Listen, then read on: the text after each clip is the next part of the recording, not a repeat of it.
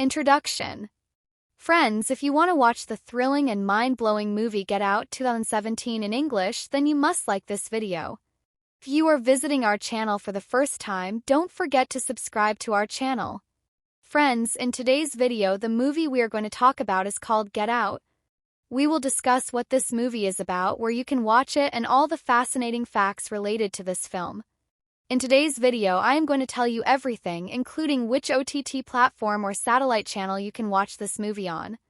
We will also dive deep into the technical aspects, music department, pre-production, filming, post-production, budget, and box office collection of this film. We will talk about the gripping story of this movie, and I will also give you a small review of the storyline. Apart from this, we will discuss interesting facts about this movie, the storyline, star cast, actors' performances, and which actor played which role. That's why I request you, friends, to watch this video till the end. So, let's start the video. Alright friends, buckle up because Get Out 2017 is not your regular horror thriller. This movie grabs you from the start and doesn't let go until the credits roll. The story kicks off with Chris, a young black man, heading off with his white girlfriend Rose to meet her parents for the weekend. Sounds simple, right? A typical meet the parents setup? Oh no, Jordan Peele, the director, has something much more deliciously sinister planned. First, the trip feels awkward in all the expected ways. The over-friendly parents, the slightly cringy attempts to sound woke, the uncomfortable small talk about Obama and Tiger Woods. But something's off. The family's black housekeeper and groundskeeper seem strange. Their behavior is robotic, their smiles are unnerving, and their eyes? Oh, the eyes give it all away. Something's simmering beneath the surface. Tension slowly ratchets up as Chris starts noticing the oddities. At a garden party, things take a major turn when one of the black guests, seemingly out of nowhere, lunges at Chris screaming, "Get out!" And suddenly, the movie catapults from uneasy social thriller into full-blown nightmare territory. That moment flips the entire tone, and you can practically feel the dread crawling under your skin. What's genius here is that the movie doesn't rush. It's a slow-burn, creeping horror. The hypnosis scene? Oh, that's a jaw-dropper. Rose's mom, with her gentle teacup tapping, sends Chris into the sunken place, a terrifying and symbolic descent where his body is paralyzed and his mind is trapped, watching, helpless as events unfold. This is no jump-scare horror. This is psychological warfare, and you are right there with Chris, sinking into panic. As Chris uncovers the family's true intentions, the movie unleashes twist after twist. The Armitage family isn't just weird, they're harvesting black bodies, literally auctioning them off to rich white folks who want to transfer their consciousness into new vessels. And Rose, the sweet, doting girlfriend? Oh, she's in on it. That reveal is a gut punch, perfectly timed, and it's where everything kicks into high gear. From here, the movie barrels toward its climax. Chris's fight for survival is brutal, desperate, and wildly satisfying. Every small detail planted earlier, from the deer head on the wall to the flash of a camera, becomes part of his escape. The emotional impact? Massive. This isn't just about survival, it's about breaking free from layers of control, exploitation, and betrayal. The narrative structure plays with perspective in smart ways. For the most part, we're locked into Chris's point of view, which heightens the paranoia and dread. The film doesn't jump back and forth in time or go non-linear, but the layering of tension and subtext makes it feel complex and rich. You're not just watching a story unfold, you're pulled into a social commentary disguised as horror, and it's both entertaining and unsettling. By the time the movie reaches its final showdown, you're on the edge of your seat, cheering Chris on, fists clenched. And the ending? Oh, it's cathartic. Delivers both a release of tension and a sharp, satisfying commentary on race, privilege, and survival. Get Out isn't just a movie you watch, it's a movie you experience, and once it's over, it stays with you, lurking in the back of your mind. Let's dive into the heart of Get Out, the characters, because trust me, they are the engines driving this wild ride. At the center, we have Chris, played with subtle brilliance by Kaluuya. Chris is not your typical horror protagonist. He's not a screaming victim or a muscle-flexing hero. He's smart, observant, and layered with real emotional depth. From the moment we meet him, we sense his unease, not just about meeting Rose's parents, but about what it means to navigate spaces where race is always the elephant in the room. Chris carries a quiet weight with him, shaped by his childhood trauma, the guilt of losing his mother, and it makes him a deeply sympathetic character. As the story unfolds, Chris undergoes a transformation from cautious observer to desperate survivor, and watching him evolve into someone who refuses to be controlled is as thrilling as the plot itself. Then we have Rose, the picture-perfect girlfriend. At first, she's charming, funny, seemingly supportive, playing the cool girlfriend who defends Chris against microaggressions. But oh, what a performance that turns out to be. Rose's arc is one of the film's most shocking turns because we, like Chris, want to believe in her. Her betrayal is a masterstroke of character deception, and it flips everything we think we know about love and trust on its head. The Armitage parents, Dean and Missy, are a fascinating pair. Dean is the overly chill dad who says things like, "I would have voted for Obama a third time," trying way too hard to seem progressive. Missy, the hypnotist mom, has this calm, elegant menace that sneaks up on you. She's the kind of character who can make stirring tea sound like a threat, and it is.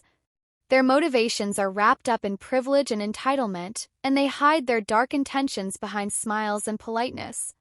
Watching their masks slip is both chilling and satisfying.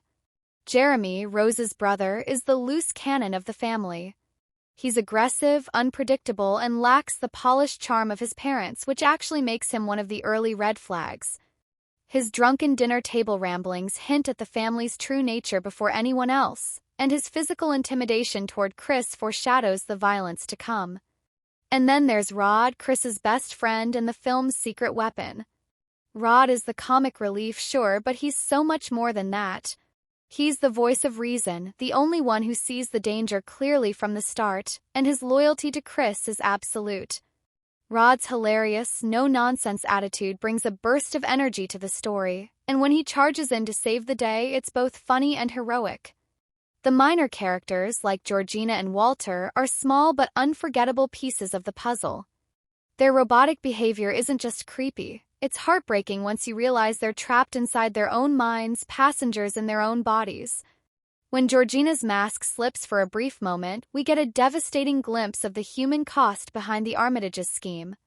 What makes the character development in Get Out so compelling is how each person's arc pushes the story forward.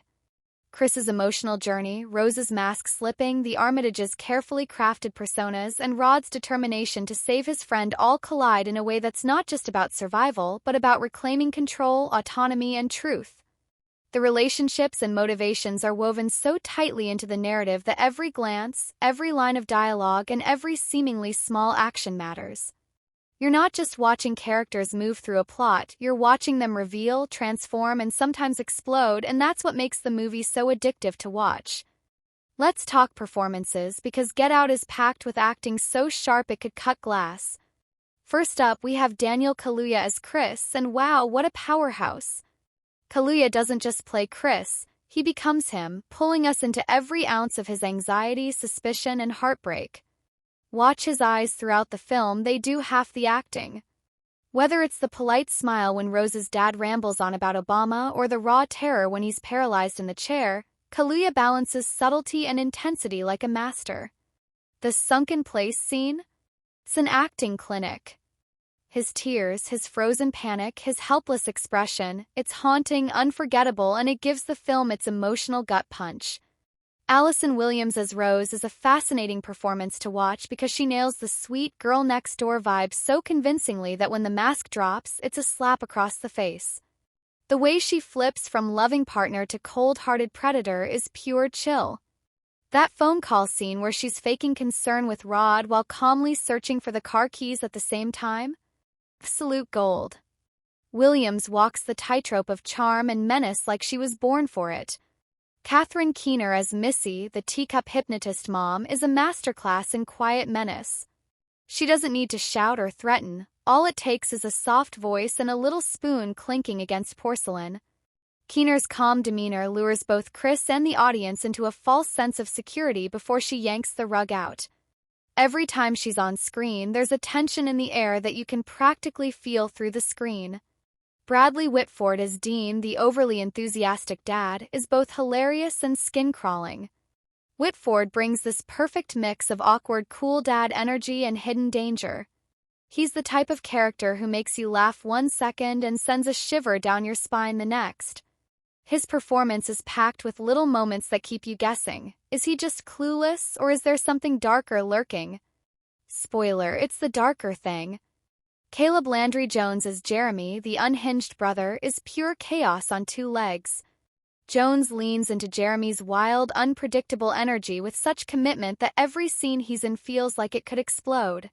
He's magnetic and terrifying, making even a casual conversation feel like a threat waiting to happen.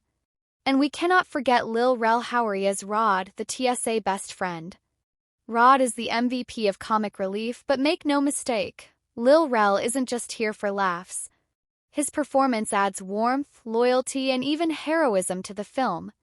Rod's blend of suspicion, humor, and determination not only lightens the mood but also gives the audience a lifeline, someone to root for when things get dark.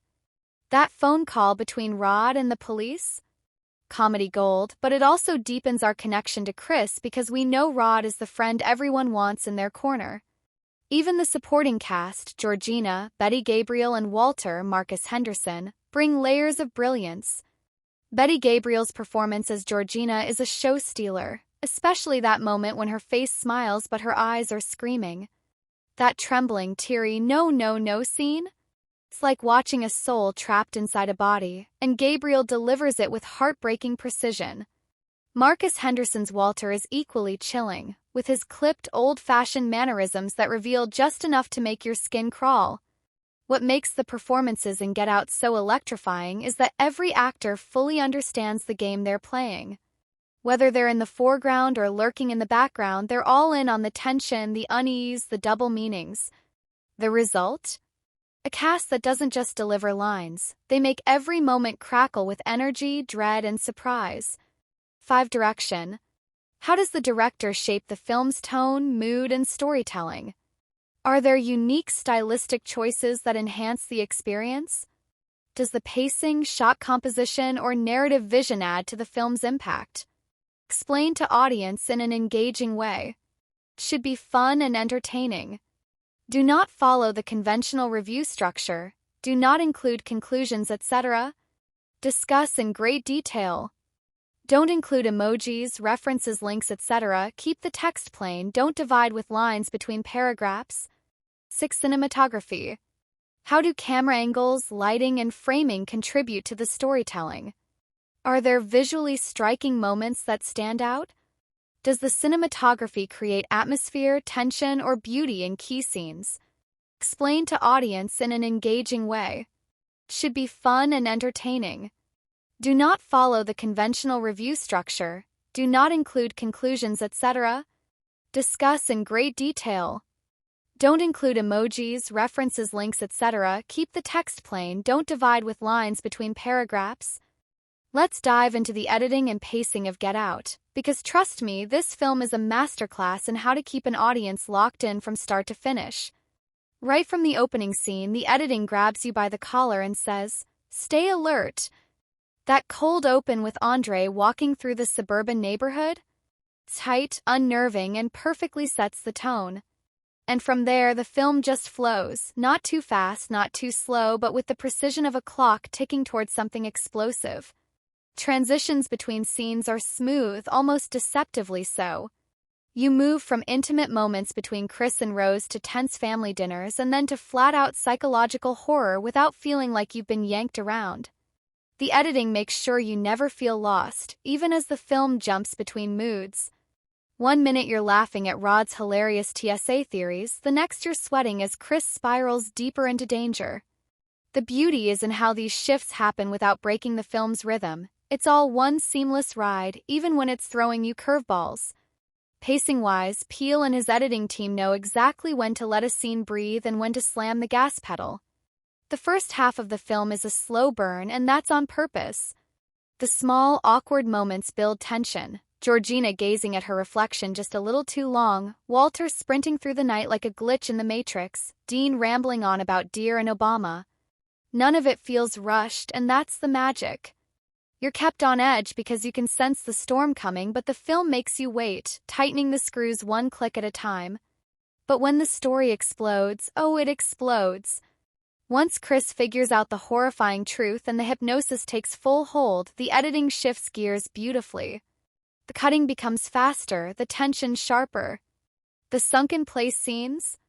They're pure visual and emotional knockout punches. Quick cuts between Chris paralyzed in the chair and the flickering TV screen, or the camera flash jolting Logan/Andre back to himself, are masterful examples of how editing can slam emotional impact right into your chest. Even the final act, Chris's fight to escape, is perfectly paced. The film doesn't get bogged down in drawn-out chase sequences or endless confrontations. Instead, it delivers tight, brutal bursts of action, each one packed with meaning. The editors keep the momentum fierce, making every second count without sacrificing clarity or emotional weight. What's especially clever is how the film plays with silence and stillness. There are moments when everything slows down, when a shot lingers just a little too long, and it creates this incredible tension. You want the scene to move, but the film forces you to sit in the discomfort. That use of rhythm, the push and pull between stillness and chaos, amplifies the horror and makes the explosive moments hit even harder. In the end, the editing and pacing work together like two musicians perfectly in sync, building a symphony of suspense, emotion, and catharsis. You never feel like you're waiting for something to happen. You're fully locked in, eyes wide, heart pounding, riding every twist and turn as the story unfolds. That's not just good editing, that's expert-level storytelling. Let's talk about the soundtrack and score of Get Out, because the music in this film doesn't just sit quietly in the background, it sneaks into your subconscious, rattles the windows of your brain, and whispers something's wrong even when everything looks fine. Composer Michael Abels delivered a score that's equal parts chilling, elegant, and brilliant, and it plays a massive role in why the film's tension works so well. The first thing you notice is the haunting main theme, Sikiliza kwa Wahenga, which roughly translates to Listen to the Ancestors. And oh, it's impossible not to. The moment you hear those eerie Swahili chants layered over dark, trembling strings, you know you're stepping into a nightmare. This isn't your standard horror movie screeching violin moment. Abels gives us something ancient and spiritual, something that feels both beautiful and skin-crawling. It doesn't just set the mood, it foreshadows the whole twisted legacy of what's about to unfold. You can almost feel the ancestors warning Chris before he even steps out of the car. The score has this brilliant push-and-pull quality. Sometimes it creeps in like a whisper, just barely brushing against a scene, adding an undercurrent of dread. Other times it surges forward and practically grabs you by the shoulders. Take the hypnosis scene, the way the music gently presses into your ears as Missy clinks the spoon against the teacup. It's hypnotic, yes, but it's also suffocating. The sound becomes part of the trap, drawing Chris and us deeper into the sunken place. Without the music there, the scene would still be unsettling, but with it, it's unforgettable. What's genius is how Peele and Abels use silence just as effectively. There are moments in Get Out where the absence of sound is louder than any orchestra. Think about the stillness right before the big reveals or the awkward, stretched-out conversations at the family dinner table. Instead of filling every second with music, Peele lets the quiet stretch, making you fidget in your seat, leaning in to catch every subtle sound, a creak, a breath, a faint heartbeat of dread. Then there's the use of diegetic sound, music that exists inside the world of the movie. Remember the scene when Rose scrolls through photos of her past boyfriends while nonchalantly eating cereal and sipping milk, all to the tune of, "I've had the time of my life"? That moment is so darkly funny and unnerving because the upbeat, innocent song contrasts with the cold calculation on Rose's face. It's a perfect example of how music in Get Out doesn't just underline emotion, it plays with it, flips it, and sometimes turns it inside out. The recurring motifs in the score, the strings, the chants, the pulsing beats, act almost like characters of their own. They remind you that no matter how calm a moment feels, danger is always just a breath away. Even when the film shifts into full-blown survival mode near the end, the music keeps its cool, never blaring over the action, never robbing the scenes of their raw power. It stays locked into Chris's emotional journey, amplifying his terror, his fight, and ultimately his triumph without ever drowning him out. In short, the soundtrack and score of Get Out aren't just there to fill space, they're a driving force in the experience. They wrap around the story like a second skin, whispering, pulsing, warning, and occasionally going dead quiet just to let the horror breathe. It's the kind of musical work that doesn't just support a film, it elevates it to a whole new level of unforgettable. Let's talk about the soundtrack and score of Get Out, because the music in this film doesn't just sit quietly in the background, it sneaks into your subconscious, rattles the windows of your brain, and whispers something's wrong even when everything looks fine. Composer Michael Abels delivered a score that's equal parts chilling, elegant, and brilliant, and it plays a massive role in why the film's tension works so well. The first thing you notice is the haunting main theme, Sikiliza kwa Wahenga, which roughly translates to listen to the ancestors. And oh, it's impossible not to. The moment you hear those eerie Swahili chants layered over dark, trembling strings, you know you're stepping into a nightmare. This isn't your standard horror movie screeching violin moment. Abels gives us something ancient and spiritual, something that feels both beautiful and skin-crawling. It doesn't just set the mood, it foreshadows the whole twisted legacy of what's about to unfold. You can almost feel the ancestors warning Chris before he even steps out of the car. The score has this brilliant push-and-pull quality. Sometimes it creeps in like a whisper, just barely brushing against a scene, adding an undercurrent of dread. Other times it surges forward and practically grabs you by the shoulders. Take the hypnosis scene, the way the music gently presses into your ears as Missy clinks the spoon against the teacup. It's hypnotic, yes, but it's also suffocating. The sound becomes part of the trap, drawing Chris and us deeper into the sunken place. Without the music there, the scene would still be unsettling, but with it, it's unforgettable. What's genius is how Peele and Abels use silence just as effectively. There are moments in Get Out where the absence of sound is louder than any orchestra. Think about the stillness right before the big reveals or the awkward, stretched-out conversations at the family dinner table. Instead of filling every second with music, Peele lets the quiet stretch, making you fidget in your seat, leaning in to catch every subtle sound, a creak, a breath, a faint heartbeat of dread. Then there's the use of diegetic sound, music that exists inside the world of the movie.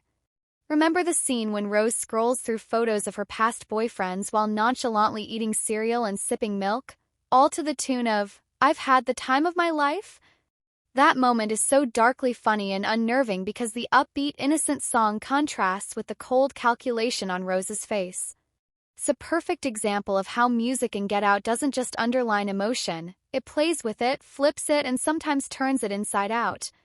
The recurring motifs in the score, the strings, the chants, the pulsing beats, act almost like characters of their own. They remind you that no matter how calm a moment feels, danger is always just a breath away. Even when the film shifts into full-blown survival mode near the end, the music keeps its cool, never blaring over the action, never robbing the scenes of their raw power. It stays locked into Chris's emotional journey, amplifying his terror, his fight, and ultimately his triumph without ever drowning him out. In short, the soundtrack and score of Get Out aren't just there to fill space, they're a driving force in the experience. They wrap around the story like a second skin, whispering, pulsing, warning, and occasionally going dead quiet just to let the horror breathe. It's the kind of musical work that doesn't just support a film, it elevates it to a whole new level of unforgettable.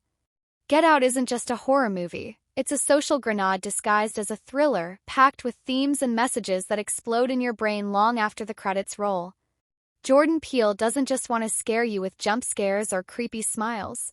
He wants to make you think, squirm, and maybe even question the world around you. And wow, does he deliver. At its core, Get Out is a razor-sharp exploration of race and racism, but not the overt, torch-waving kind you'd find in a history textbook. Nope, Peele dives into the subtler, more insidious form, the smiling, liberal, well-meaning racism of people who claim to love Black people but still want to control or exploit them. The Armitage family doesn't drop racial slurs or wave Confederate flags. They drop microaggressions like, "I would have voted for Obama a third time." They fetishize Black bodies, and they think proximity to Blackness makes them enlightened. It's this unsettling collision between politeness and predatoriness that gives the movie its sting. Peele holds up a mirror to a society that wants to borrow Black culture, talent, and physicality while ignoring or dismissing Black humanity. Then there's the theme of bodily autonomy, and this is where the film leans into sci-fi horror territory. Coagula procedure, where the brains of white elites are transplanted into Black bodies, is a grotesque metaphor for appropriation. It's not just about stealing culture, it's about literally hijacking Black lives for personal gain.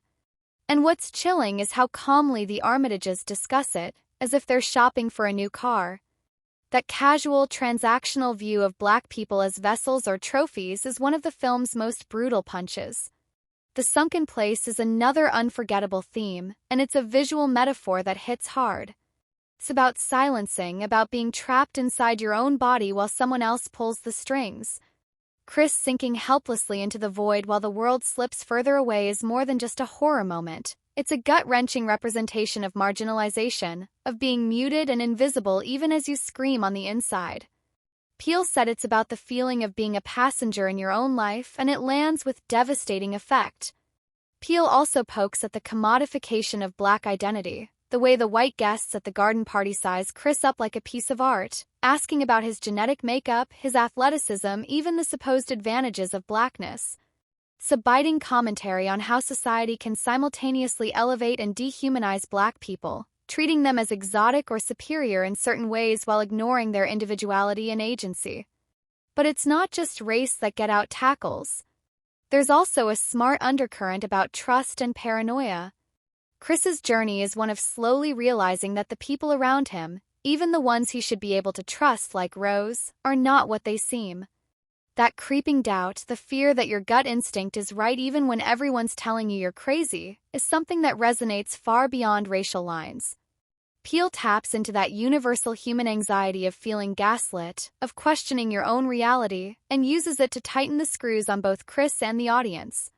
What makes these themes hit so hard is that they never feel tacked on or forced. Peele doesn't stop the movie to deliver a sermon. Instead, he weaves these ideas seamlessly into the story, the dialogue, the visual cues, the little unsettling moments. You're pulled in by the horror, the humor, the tension, and before you know it, you're chewing on questions about privilege, power, and complicity. And even after you leave the film behind, the ideas keep rattling around in your head, daring you to look closer at the world around you. It's not just entertainment, it's a conversation starter, a thought-provoker, and a cinematic mic drop all in one. When it comes to visual effects in Get Out, this movie proves you don't need an army of CGI artists or explosions ripping through the screen to mess with people's heads. Sometimes all it takes is a few carefully chosen moments that slip under your skin. Jordan Peele doesn't flood the film with digital effects, but when he does use them, they land like a sucker punch. The beauty here is how sparingly and cleverly the visual effects are deployed, always in service of mood and meaning, never just spectacle for spectacle's sake. The standout example, without a doubt, is the sunken place. That sequence is pure cinematic wizardry. Chris falling backward in slow motion into an infinite black void, his arms flailing, his face frozen in terror as the tiny rectangle of the real world shrinks above him. It's simple, surreal, and completely chilling.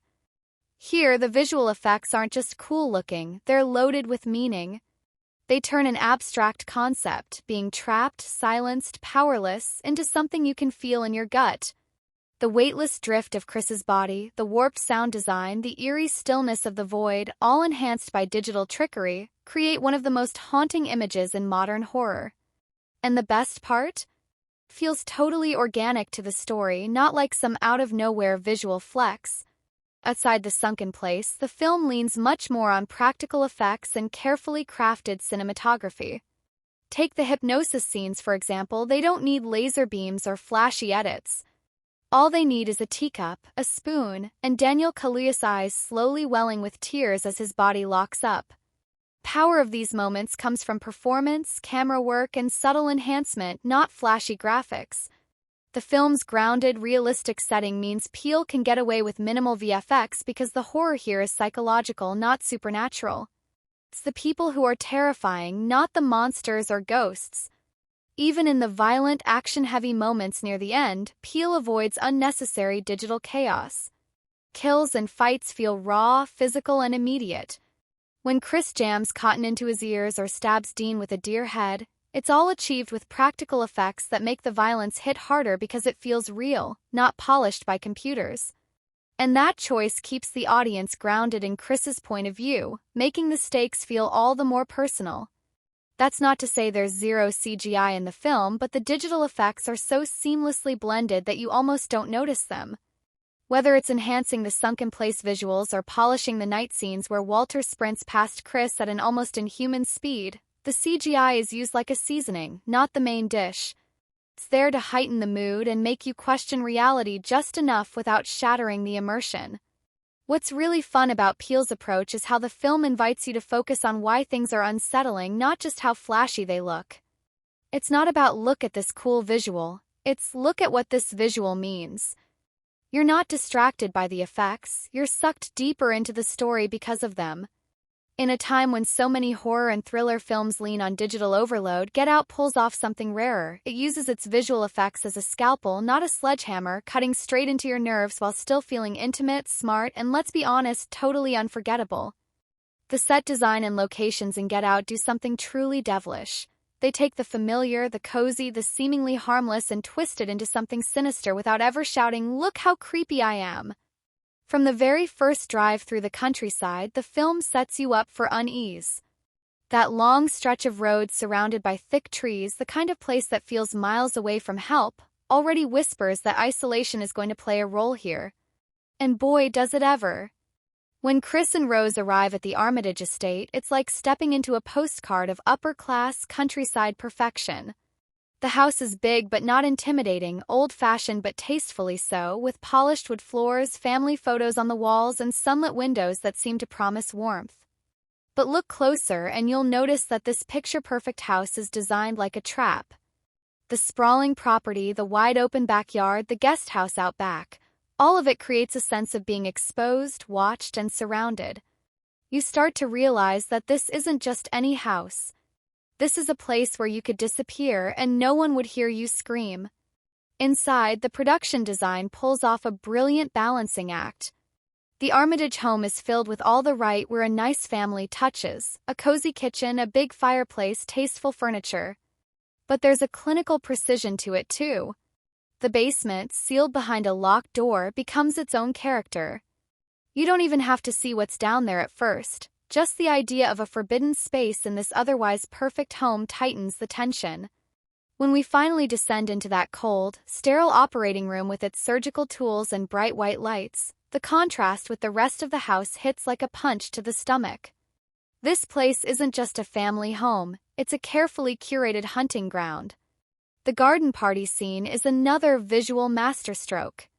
Picture it, a sunny day, white guests in pastel clothes, glasses of lemonade, polite small talk on the lawn. It's every backyard social you've ever seen in a movie, except here it's weaponized. The garden party setting becomes a stage for microaggressions, a backdrop for smiling faces hiding predatory intentions. Every prop, every carefully placed piece of decor contributes to the feeling that Chris is the only one who's not in on the joke, and the audience feels that right along with him. The smaller details are just as important. Think of the deer head mounted on the wall, a subtle reminder of the hunt that's at the core of the Armitage family's secret. Or the mismatched behavior of the house staff, Georgina and Walter, as they wander through the house and grounds, glitching like broken androids. Even the placement of mirrors, windows, and hallways amplifies the feeling of surveillance, of always being under a watchful eye. And let's not overlook the woods. The natural surroundings of the house aren't just there to look pretty, they act as a physical and symbolic barrier. When Chris runs for his life, the woods become a maze, a last desperate shot at freedom. They mirror his mental state, chaotic, disorienting, and filled with danger at every turn. In short, the set design and locations in Get Out don't just build a world, they sharpen the movie's psychological edge. They take you somewhere that looks safe, even charming, and then peel back the wallpaper to reveal the rot underneath.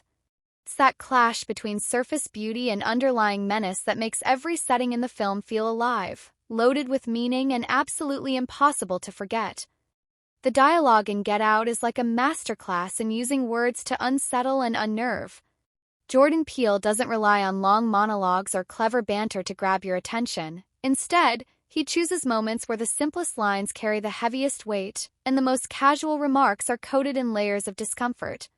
Let's start with the small talk, because that's where the movie is at its most genius.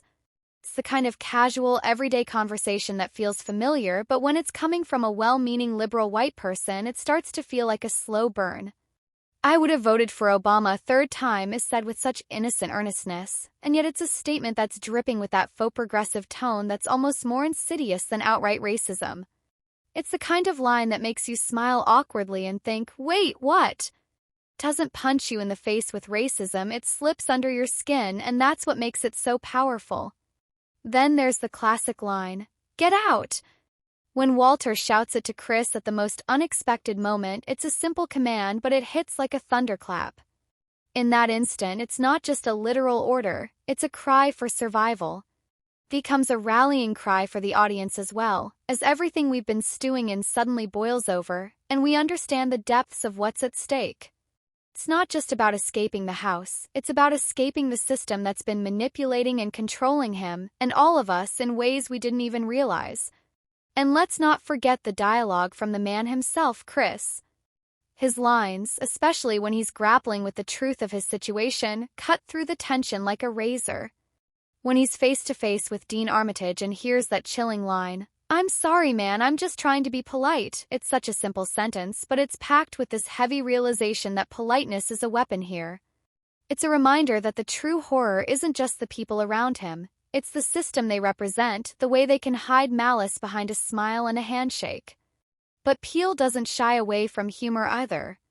The interactions between Chris and his friend Rod are like breathing room in a film that's suffocatingly tense. Rod's phone calls with Chris, full of wild conspiracy theories, goofy one-liners, and plain OL comic relief, are a much-needed break from the mounting dread, but they never undermine the seriousness of the film. Instead, they serve as a reminder that there's still a way out of this madness, even if it's through the humor of a TSA agent who's probably smarter than everyone in the film combined. Rod's lines like, "I told you not to go in that house," are pure comedy gold, but they also become these little moments of clarity and truth that help the audience and Chris see things from a fresh angle. The script's brilliance lies in how it juggles tone. It knows when to throw in a sharp jab of humor, when to let silence do the talking, and when to hit you with something that'll make you recoil. It's not just about memorable lines, it's about the way the dialogue builds the world and the characters, making every conversation laced with tension, whether it's about race, personal history, or survival. Every word feels intentional. Every line seems to reveal a little more about the true nature of the characters and the twisted world they inhabit. Peele isn't just writing dialogue. He's crafting a dialogue with the audience about power, race, identity, and how we navigate uncomfortable truths. In Get Out, it's not just what they say, but how they say it. The script weaves in all these subtle nuances that stick with you long after the film ends. Whether it's the subtle nods to real-world racial microaggressions or the tension-packed exchanges between characters, the dialogue doesn't just serve the story, it defines it, making every word heavy with meaning. Get Out takes the traditional horror genre and flips it on its head like a magician pulling a rabbit out of a hat, except this rabbit is a biting critique of societal issues, and the hat's been turned inside out. Jordan Peele isn't interested in playing by the rules. He's here to break them wide open, and the result is a film that both pays homage to and subverts the genre in brilliant ways. At first glance, Get Out might seem like a typical horror film. A young man visits his girlfriend's parents in a remote suburban home and things get weird. That's the setup that usually signals the slow burn of building suspense, the eventual reveal of something sinister, and the classic jump-scare horror moments. But Peele takes all those familiar beats and twists them until they're barely recognizable, making us question the very fabric of the genre itself. The film doesn't rely on supernatural elements or haunted house tropes to drive its horror. No ghosts. No vampires. Instead, it's grounded in the reality of microaggressions, privilege, and systemic oppression, a kind of horror that's all too real. That makes it all the more terrifying because instead of monsters lurking in the shadows, the true danger is human beings who hide behind smiles, charm, and politeness. It's not some otherworldly force that's hunting Chris, but something far more dangerous, the idea of a society that's willing to commodify, control, and manipulate others for personal gain. Peele subverts the typical evil presence in horror films by making it more insidious, hidden in plain sight. Suspense is ratcheted up not by the usual scary noises or ominous creaks, but by what's not said. The tension builds when everyone around Chris is acting normal, and it's the dissonance between their smiles and the sickening reality that keeps you on the edge of your seat. When you're watching, it's the long silences, the uncomfortable eye contact, and the slightly offbeat conversations that create a slow but suffocating feeling of dread.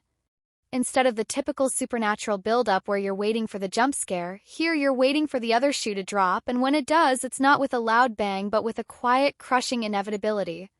Then there's the balance of humor, which Peele pulls off effortlessly.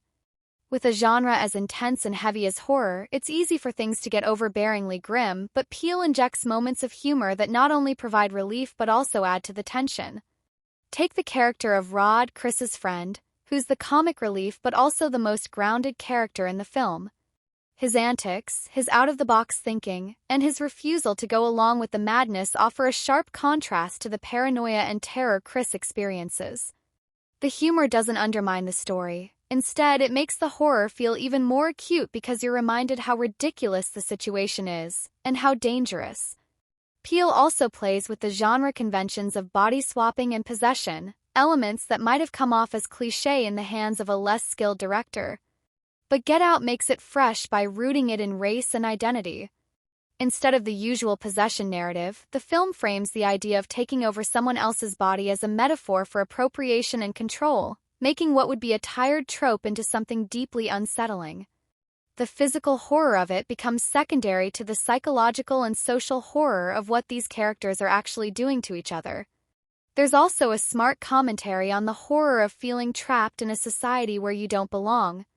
While many horror films rely on physical confinements like locked doors or killer clowns, Get Out gives us a more complex sense of being stuck. Chris isn't just trapped by the walls of the Armitage house, but by the expectations, stereotypes, and systemic forces that surround him in a world that, on the surface, seems welcoming but is actually suffocating. This isn't just a haunted house movie. It's a haunted society movie, where the walls close in on you with every polite smile and every well-meaning remark. In balancing action, suspense, humor, and drama, Peele crafts a genre-defying experience.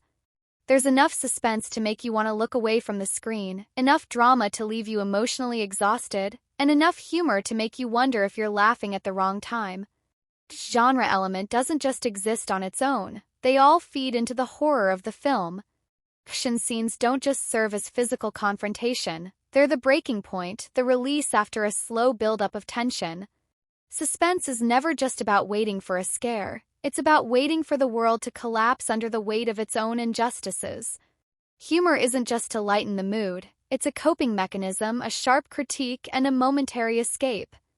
By defying genre expectations while still delivering the thrills, Peele transforms Get Out into a genre all its own, one that blends the sharpness of social commentary with the visceral impact of horror, leaving audiences both terrified and deeply reflective.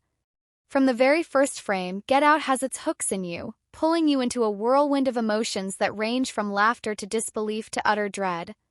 This isn't just a movie you watch passively. It's a film that demands your full attention and leaves you reflecting long after the credits roll. Jordan Peele doesn't just want you to experience the story. He wants you to feel it in your gut, to have those moments of "wait, what?" hit you so hard that you can't shake them for days. Right from the start, Peele plays with your expectations and manipulates your emotions. The film starts innocuously enough. A young couple heading out for a weekend at the girlfriend's parents' house. But there's a discomfort that starts building up almost immediately.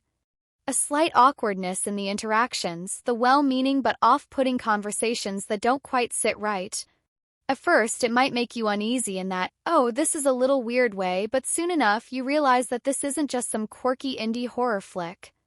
No, this is the kind of film that makes you question everything, the way you interact with others, how you perceive the world, and most importantly, how you see yourself in it.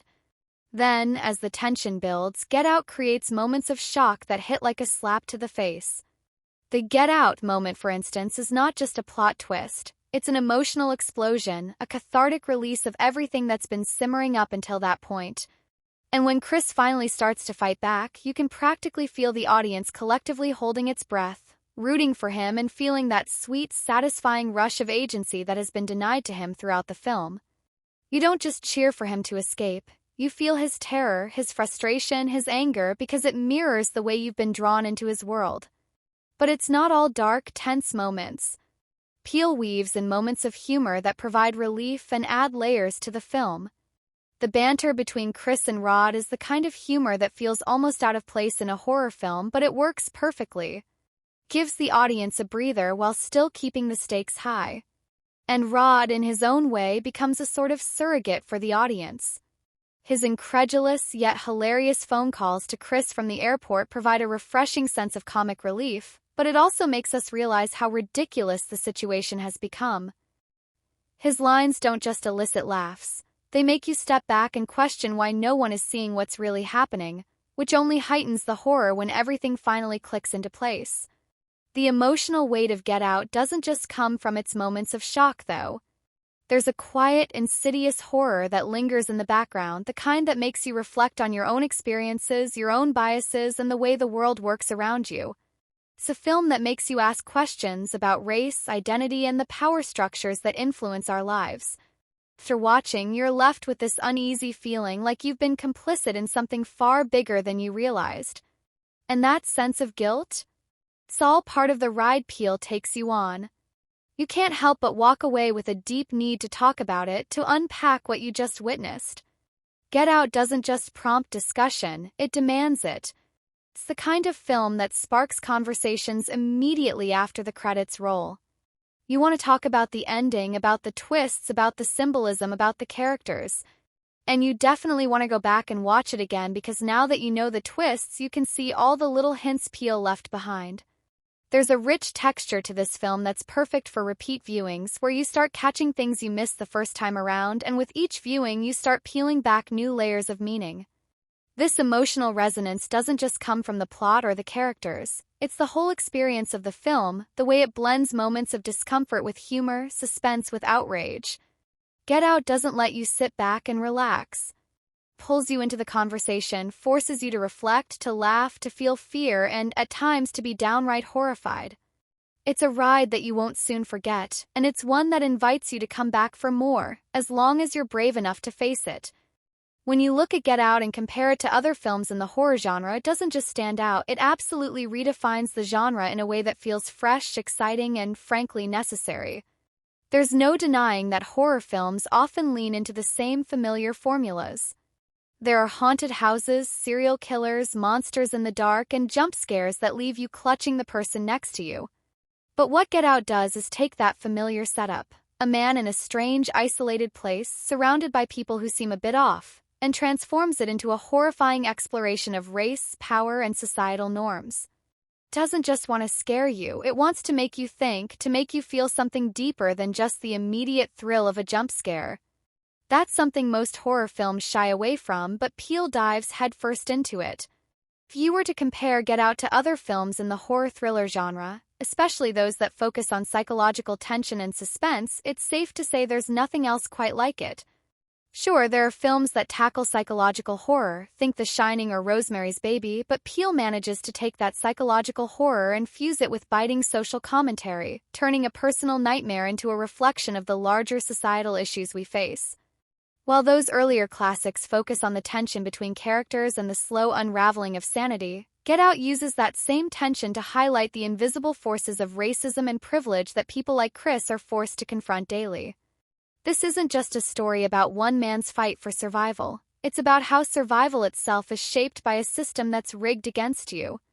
Peele's approach is a major departure from traditional horror filmmakers, too. When you think about directors like Wes Craven or John Carpenter, their horror films often play with familiar archetypes like the final girl or the unstoppable killer. But Peele doesn't lean on these cliches. Instead, he creates a world where the horror is based on something much more pervasive and sinister, the way people, especially Black people, are treated by those in power. He uses the horror genre to ask tough questions about identity, appropriation, and the ways in which privilege can turn into exploitation. It's a unique brand of terror that you don't often see in mainstream horror films. Now, let's talk about how Get Out fits within Jordan Peele's filmography.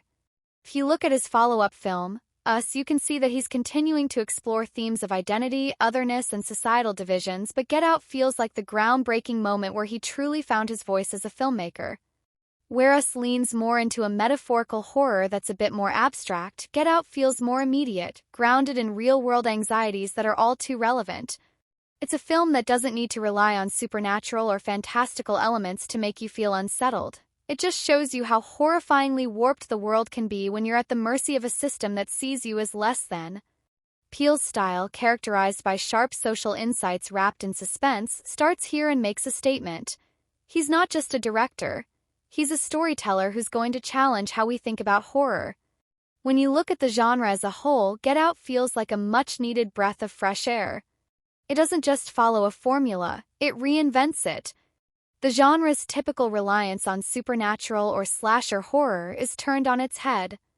Instead of haunting spirits or monsters, the true terror comes from the people around you, from the casual microaggressions that pile up and culminate in something far darker. In a way, Peele is doing for horror what people like Guillermo del Toro have done for fantasy. He's taking what seems like a niche genre and layering it with deep thematic elements that make the experience richer and more thought-provoking. When you think about other films in the social commentary horror subgenre, it's easy to point to something like The Stepford Wives, but Peele's film still stands apart. The Stepford Wives offers a critique of gender roles and conformity, but Get Out takes things a step further by focusing on race and the horror that comes from being reduced to an object for someone else's gain. The commentary isn't just an afterthought, it is the horror. It's not just about characters getting chased around in a creepy house. It's about how the horror is built into the very fabric of society. And let's not forget the way Get Out handles pacing. In comparison to a lot of contemporary horror films, it moves in a deliberate tension-building way that forces the audience to sit with the discomfort of what's happening. It doesn't rush to the scares or the twists. It lets the suspense creep in, building layer by layer until it's nearly unbearable. By the time the third act hits, the tension feels like it's been brewing for hours, and when it finally boils over, the payoff is both thrilling and terrifying. In the grand scheme of Peele's career, Get Out feels like a monumental first step into his own voice as a director. It's more than just a horror film, it's a cultural moment, a film that will be talked about and dissected for years to come.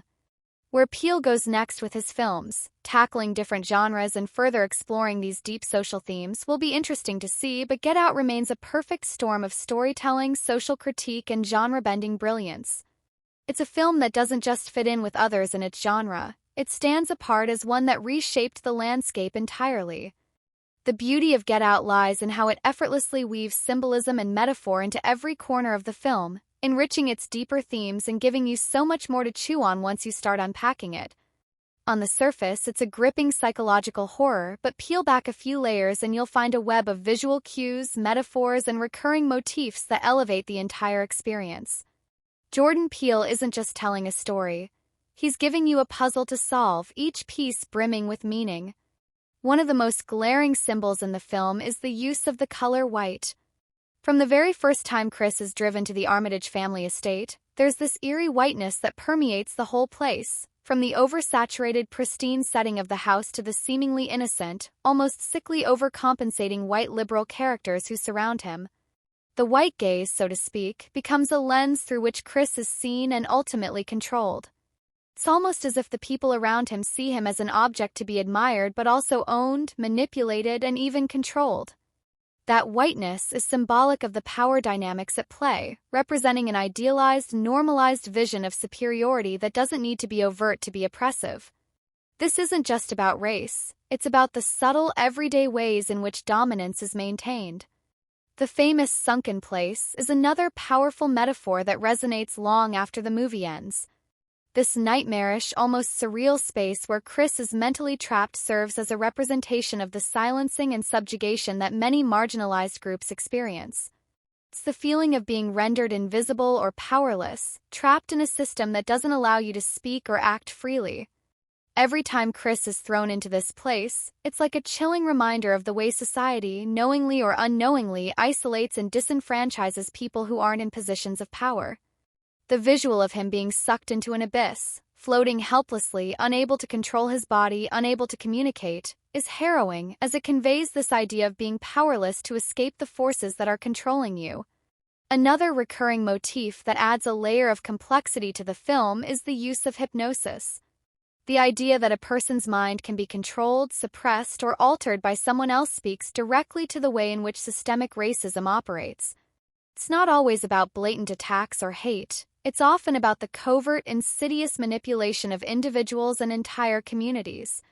When Chris is hypnotized, it's not just about him losing control of his body. It's about the way the film forces us to confront how many people of color are often forced to comply with a system that diminishes their identity. The hypnotism becomes a metaphor for being mentally and emotionally drained by a society that expects you to play by rules that were never made for you. Then there's the motif of the deer. Early on in the film, we see Chris struggle with the memory of hitting a deer on the road. It's a painful moment that sticks with him, and it subtly alludes to the broader themes of violence and death that he'll face. But the deer also becomes a metaphor for Chris himself, vulnerable, innocent, and at the mercy of forces beyond his control. That initial accident is a foreshadowing of the trauma and danger Chris will soon face at the hands of the Armitages. By the time we reach the end of the film, when Chris is finally taking control, it feels like the deer's death becomes part of his personal rebirth. He's no longer that helpless creature but someone who has found agency and power. The photographs of the previous black victims that Chris finds in the house are another brilliant visual cue. Each image represents a different version of exploitation. Each person has been claimed, transformed, and used by the Armitages. These photos are not just evidence of their twisted history, they're also a stark reminder of the harvested identities and lives of Black people in society. In a way, the photos speak to the erasure of identity that happens when people are reduced to objects or commodities for someone else's gain. And let's not forget the use of the classic auction scene. It's an obvious reference to the history of slavery, but it also acts as a chilling commentary on the commodification of Black bodies in modern society. The way that Chris is treated like a commodity to be bidded on, not for his skill, his mind, or his personality, but for his physicality, taps into this deep, unsettling feeling of exploitation. The auction scene is emblematic of how people of color, particularly Black people, are often reduced to their bodies or perceived value rather than being seen as full individuals. Peele also uses some more subtle cues that only reveal their significance when you start connecting the dots. The music and sound design in the film work in tandem with these visual elements to heighten the sense of dread. The way the background noises shift when Chris enters different spaces, or how certain pieces of music swell at key moments, suggests that the world around him is never as simple as it seems. Every note, every sound has a purpose. It amplifies the sense of tension, of something just under the surface, threatening to boil over. The final image of the film, Chris emerging from the wreckage of the Armitage house, surrounded by police lights only for Rod to save him, is both a cathartic and symbolic moment. It's the release of all the tension that's built up over the film, but it also leaves you questioning what happens next. The very fact that the police arrive but don't immediately arrest Chris signals a shift in how he's seen. He's no longer the victim, the one who's been subjugated. He's the survivor, and in that moment the power dynamic flips. But even with this victory, the symbolism remains.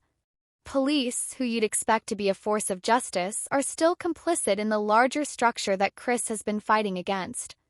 The film ends not with a clean resolution but with a haunting reminder that these societal forces continue to persist, leaving Chris and the audience to wonder, what next? In the end, Get Out is a masterclass in how symbolism and metaphor can be used to elevate a story. Peele doesn't just tell a scary story. He embeds layers of meaning in every scene, using imagery, objects, and moments to create a narrative that's about more than just the horror on the screen. It's about identity, race, exploitation, and survival.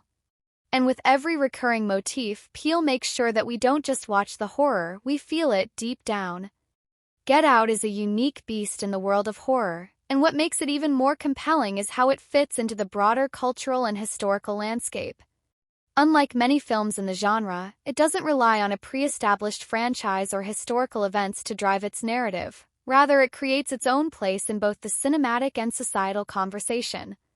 While it doesn't have a pre-existing franchise history to play with, Get Out becomes part of a much larger movement in film that aims to address issues of race, privilege, and systemic inequality in a way that's never been done before, especially not within the horror genre. If you think about the historical context of race relations in America, Get Out taps into centuries of racial tension. The film doesn't just bring us into a contemporary world of overt racism, it delves deep into the subtler, more insidious forms of discrimination that persist in modern society. In a way, this is what makes the film both timeless and of its moment. Its portrayal of the casual yet sinister racism of the Armitages and their circle mirrors the deeply rooted racial issues that have plagued American society for generations. Plays on fears and experiences that many Black Americans still face daily, particularly the constant awareness of being othered in spaces where your very presence feels like an anomaly. In terms of historical accuracy, while the film isn't based on a specific real event or historical time period, the themes it explores are grounded in undeniable truths about the social history of race relations in the U.S. The way the characters talk about Black culture, about the idea of Black bodies being commodified, and how they even see themselves as benevolent, progressive liberals who are not like other white people reflects the kind of racial liberalism that has long been critiqued in academia and activism. It's this idea of new racism that Get Out explores, where racism isn't always about burning crosses or overt violence, but rather about appropriation, control, and the denial of full humanity to those considered different. The film brilliantly takes this aspect of racial history and turns it into a nightmare that's equal parts horrifying and thought-provoking. If you look at Get Out in the context of a broader filmic history, it marks a significant shift. Historically, horror films haven't been too concerned with social commentary. They were more about providing thrills, scares, and shocks. The genre, especially in the 20th century, was often seen as a space to explore the fears of the time, but those fears were often universal and not deeply tied to any one cultural issue. There were some films that danced around themes of alienation or societal outcasts, but Get Out was the first major horror film that brought a distinctly racial lens to the genre in such a direct and purposeful way. And it did this while still sticking to the genre's core tenets, creating suspense, building tension, and offering a thrilling narrative. In the grand scheme of its contribution to the horror genre, Peele's film stands as a landmark. Horror films have long been used as metaphors for various social anxieties, but Get Out transcends that by making its social commentary the point. The horror in the film comes from a place of real-world relevance, rather than fantasy or supernatural elements. It doesn't just play on our fear of monsters or killers in the traditional sense. Instead, it taps into something much more uncomfortable. The fear of being trapped in a world that sees you as less than, a world where your body is a commodity, your life is expendable, and your voice is silenced. This shift in genre storytelling is significant because it challenges the very way we understand horror. Traditionally, horror is meant to be cathartic, allowing audiences to experience fear in a safe space to get their adrenaline pumping and their heart racing. But Get Out forces the audience to confront fear on a much more personal, societal level. It's not just about being chased by a killer in a dark house. It's about the suffocating feeling of being othered, about the constant battle for identity and agency in a world that doesn't see you as a full person. Peele himself has spoken about how he was influenced by the great horror and thriller directors, but Get Out represents his own take on how to use the genre to reflect the current cultural climate. There are moments in the film that recall classic horror tropes, the isolated setting, the creepy house, the strange behavior of the family, but Peele's genius lies in the way he takes those familiar elements and turns them into something terrifying because of the cultural and historical weight they carry. What Get Out does for the horror genre is comparable to how Night of the Living Dead, 1968, revolutionized horror with its implicit commentary on race and society. Like Romero's zombies, Peele's villain, in this case the Armitage family and their twisted plans, becomes a stand-in for something much larger than just a group of bad people. The Armitages, as horrifying as they are, represent the systemic forces that have historically subjugated and oppressed people of color. The film doesn't let us just enjoy the thrills. It makes us face the reality of the horrors people experience every day, not in some fantastical setting but in the very world we live in. Get Out also stands out in the historical context of Jordan Peele's career. He entered the world of filmmaking with a background in comedy, and his ability to craft narratives that blend humor with deeper social issues is one of the things that makes him unique. Comedy and horror are both rooted in timing, and Peele uses his comedic background to expertly navigate moments of tension, using humor to disarm before plunging the audience into a much darker space. This ability to straddle genres, to make us laugh before making us squirm, is part of what makes Peele a standout director in modern cinema. His follow-up film, Us, while not a direct continuation of Get Out, still wrestles with similar themes of identity and the horrors of self-awareness, reinforcing his place as a filmmaker who uses genre to explore profound cultural issues. In terms of cultural impact, Get Out didn't just break new ground in terms of its genre. It also sparked conversation, real, deep discussions about race, privilege, and identity in a way that very few films in mainstream Hollywood have done. It has been praised for its ability to make an entire audience see the world through a different lens, asking them to reflect on how racism operates on a daily basis, even in subtle, seemingly benign ways. While it's not the first film to tackle race in horror, it's certainly one of the most impactful, giving voice to issues that have long been ignored in a genre more accustomed to focusing on gore or supernatural terror. In doing so, Get Out is not just a genre-defining film. It's a cultural milestone that has shaped the way we think about not only horror but the intersection of film, culture, and social justice. When we talk about Get Out in terms of its budget and box office performance, we're entering the realm of true underdog success. The film's budget was modest, especially when you consider the cultural impact and critical acclaim it ultimately achieved. With a budget of just around $4.5 million, Get Out was a relatively low-cost endeavor compared to many Hollywood blockbusters, but its production quality more than makes up for it. Peele, who wrote and directed the film, made the most of every dollar, using a tight budget to deliver a gripping, high-stakes narrative. The fact that Get Out managed to craft such a high-caliber horror film on such a small budget is a testament to the creativity and resourcefulness of everyone involved. The film relied heavily on atmosphere, tension, and intelligent storytelling, rather than expensive CGI or extravagant set pieces. It's a masterclass in how to create a chilling, suspenseful experience with limited resources. Despite its modest production budget, Get Out proved to be an enormous financial success, both critically and commercially. Grossed over $255 million worldwide, a staggering return on investment. This made it not only a massive box office hit but also one of the most profitable horror films of its time. To put it into perspective, the film made more than 50 times its budget, an impressive feat for any film, let alone one from a director making his feature debut. That kind of box office haul speaks to how well it resonated with audiences and how much demand there was for a film that combined horror, social commentary, and a fresh take on the genre. What's even more remarkable is that Get Out wasn't a big-budget spectacle with a huge marketing push behind it. Its financial success can be attributed in part to a brilliant marketing campaign that focused on the film's uniqueness and its timely themes. The film was marketed smartly, not just as another horror flick, but as a movie that had something to say about race, identity, and social issues. The tagline itself, Get Out, was simple but powerful, tapping into an audience's curiosity and hinting at the social commentary woven into the film's horror. The marketing didn't reveal too much, but it piqued enough interest to draw people in, eager to see how Peele would use the horror genre to tackle such complex issues. The viral buzz, combined with positive word of mouth, helped the film sustain a long and successful run at the box office. Audience reception also played a crucial role in the film's earnings. Upon its release, the film received rave reviews from critics and audiences alike. It was hailed as a game-changer for the horror genre, with many praising its intelligent commentary, nuanced performances, and fresh take on a genre that had grown stale.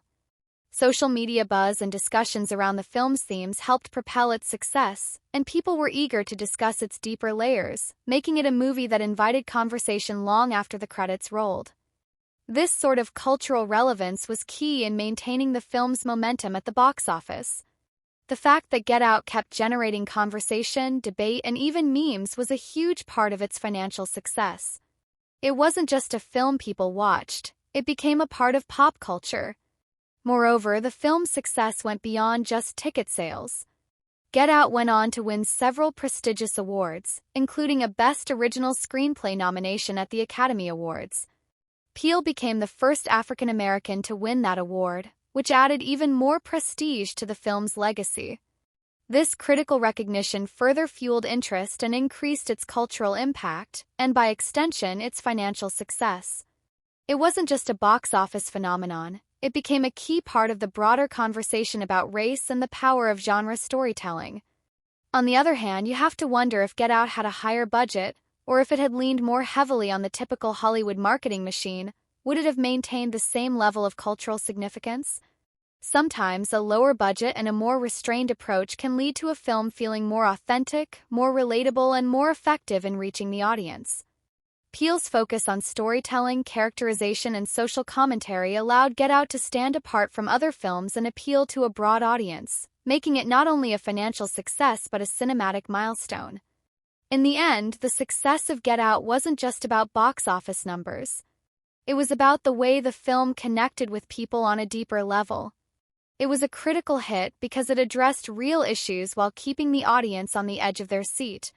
It was a commercial hit because it sparked conversations, invited multiple interpretations, and created a cultural moment.